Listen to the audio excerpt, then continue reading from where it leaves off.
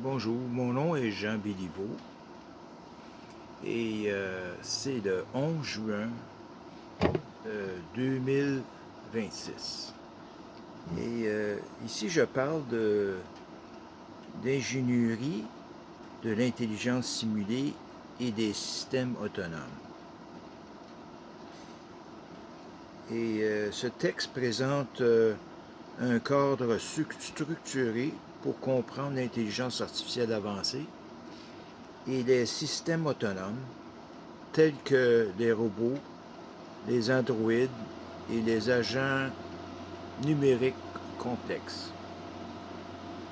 L'objectif n'est pas de définir la conscience humaine ni la subjectivité biologique, mais d'établir un monde clair, stable et exploitable pour concevoir des systèmes capables de simuler des comportements intelligents, sociaux et moraux de manière cohérente et fonctionnelle.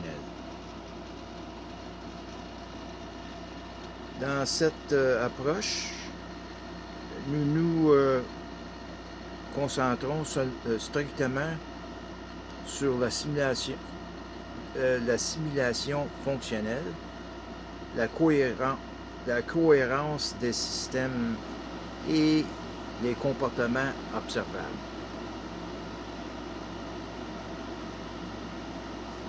Définition d'un système technologique autonome. Un système technologique autonome est une entité artificielle composée de capteurs pour la perception physique et numérique de l'environnement, unité de décision intelligence artificielle, système de mémoire persistante, continuité et apprentissage, système d'action, robotique ou numérique.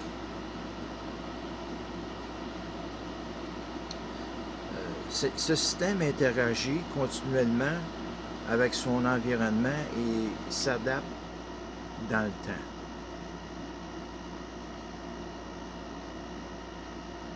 Ensuite, il y a aussi pour la simulation de l'intelligence et du comportement humain.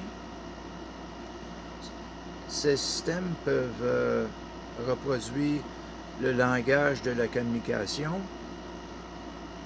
des réponses émotionnelles simulées, des cadres de décision morale, la planification à long terme et des comportements sociaux complexes.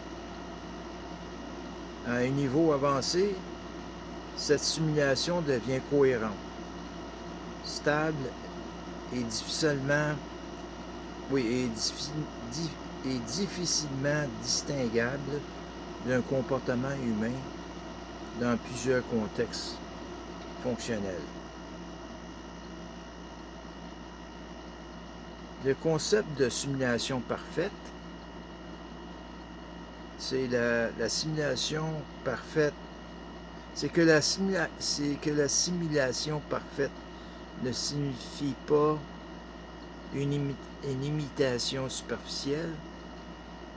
Elle désigne une cohérence comportementale à long terme, une continuité de mémoire, une adaptation réaliste à l'environnement,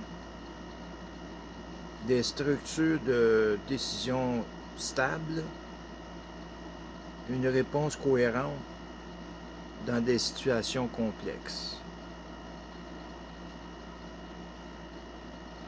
Dans ce cadre, le système fonctionne comme une entité autonome intégrée. Pourquoi rester dans le cadre technologique? Principe central, ça c'est le principe central. Dans l'ingénierie des systèmes intelligents avancés, il est plus cohérent et plus efficace de rester dans un cadre technologique et fonctionnel, plutôt que de tenter de définir ou de vérifier une subjectivité consciente. Ce choix repose sur plusieurs principes fondamentaux. Alors, le cadre technologique est mesurable, c'est parce que c'est ça.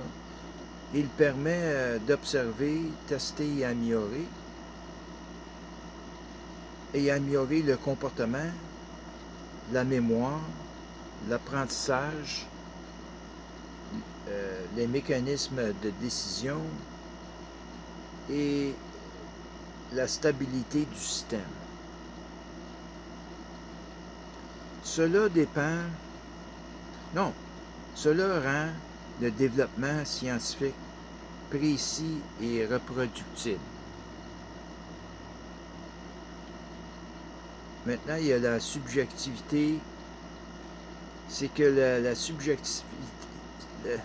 la subjectivité n'est pas vérifiable opérationnellement. L'expérience subjective, le ressenti intérieur, ne peut pas actuellement être mesuré directement, vérifié de manière externe et testé de façon objective.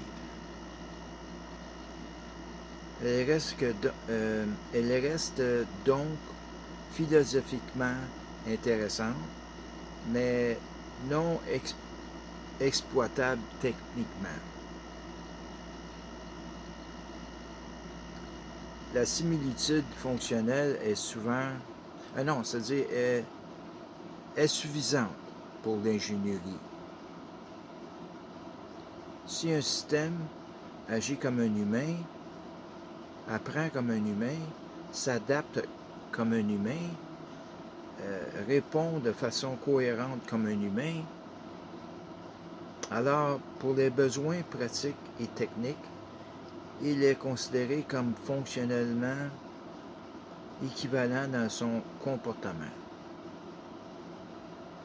Ainsi, l'ingénierie se concentre sur la simulation des fonctions et non sur la preuve d'une expérience intérieure.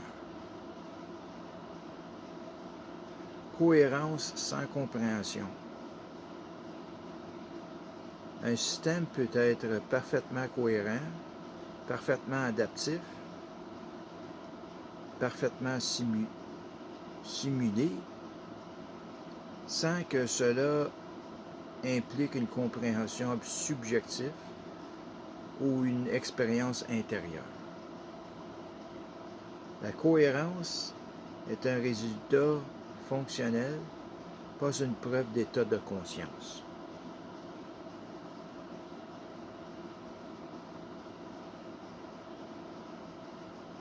Ou d'état conscient. Maintenant, la prochaine étape, c'est le statut du système objet technologique. Dans ce modèle, le système est une construction technologique. Il n'est pas défini comme un sujet vivant. Il n'est pas biologique. Il n'est pas requis qu'il possède une expérience subjective pour fonctionner. Il est donc classé comme un objet technologique autonome avancé, quelle que soit sa complexité. L'objectif est hiérarchie des finalités. Un système autonome n'est pas neutre. Il fonctionne selon des objectifs internes.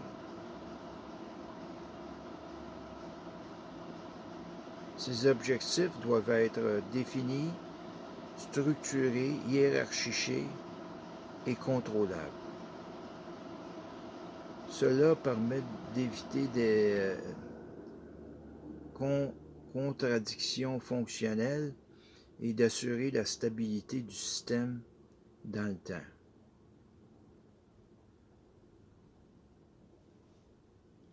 Interaction avec le monde réel. Tout système simulé avancé doit être évolué dans son interaction avec la réalité. Non, doivent être évalués. Je me suis trompé. C'est tout système simulé avancé doit être évalué dans son interaction avec la réalité. Et ces points-là, c'est limites physiques, erreurs possibles, imprévus environnementaux, contraintes matérielles. La simulation doit donc inclure une capacité d'adaptation au réel et non seulement une cohérence interne.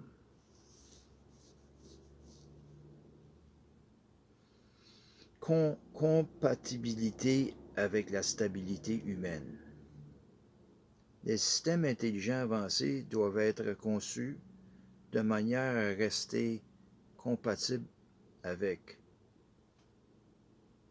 la stabilité sociale, les structures humaines existantes, les environnements réels d'utilisation. Cela garantit leur intégration sécurisée dans le monde réel. Objectifs des systèmes intelligents avancés. Ces systèmes peuvent être utilisés pour l'assistance et l'augmentation de capacités humaines, l'optimisation de systèmes complexes, l'aide à la décision, la simulation sociale avancée, la gestion de structures globales. Ils agissent comme des outils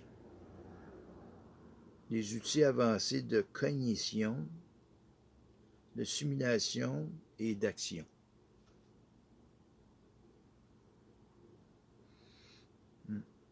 La conclusion de tout ça, c'est que l'ingénierie de l'intelligence simulée représente une évolution majeure dans les systèmes technologiques modernes. Elle permet de concevoir des entités capables de reproduire des comportements complexes, cohérents et adaptatifs à un niveau très avancé de réalisme, en restant strictement dans un cadre technologique et fonctionnel. On assure la clarté, la rigueur scientifique et la stabilité conceptionnelle, tout en évitant les ambiguïtés philosophiques non résolues. Cette approche met l'accent sur la précision fonctionnelle, la stabilité des systèmes, la hiérarchie des objectifs et leur application dans le monde réel. Et c'est tout. Merci pour ce soir. Bonne soirée à tous.